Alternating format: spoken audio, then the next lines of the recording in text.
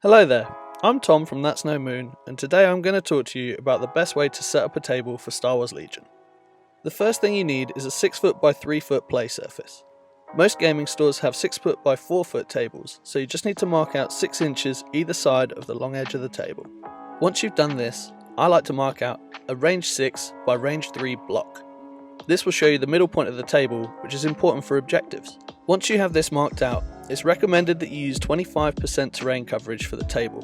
So if you're unsure if you have too much or not enough terrain, I recommend filling the space that we have marked out like I have here.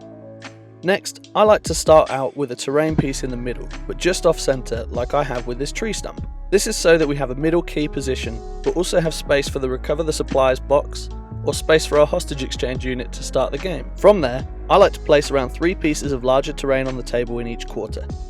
It's important to remember to leave roughly a range 1 space between the larger terrain pieces, so if you're playing tanks, you're not stuck before you start the game.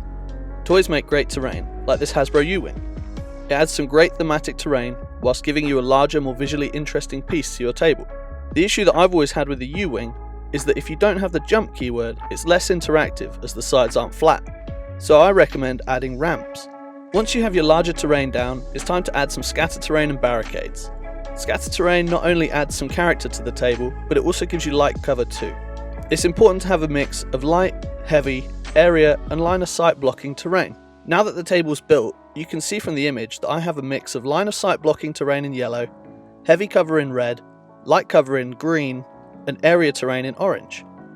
Moving on to another table example, you can see that again I've started by filling the table with 25% terrain. This time I've decided to put some area, light, difficult terrain as the centerpiece with this Crash Vulture droid. This is another toy that I bought off eBay, and it comes as a 3-pack. It's great value if you're prepared to put in the time to hobby them into Crash terrain. We also add the Razor Crest, another great toy for terrain. Again, you can see from the diagram that I have a mix of line of sight blocking terrain in yellow, heavy cover in red, light cover in green, and area terrain in orange. I've spoken about the toys that I use as terrain, and a lot of people have probably got the Millennium Falcon at home. In my opinion, this is too big and makes for an uninteractive table. As you can see in the middle, it takes up a huge portion of the table. If you really want to use it, I would recommend having it off to the side of the table. But you will need a lot of space past your 6-foot table edge, and if you're playing at a store, you'll be encroaching on other people's play space. I would instead recommend using this TIE Advance Airfix kit.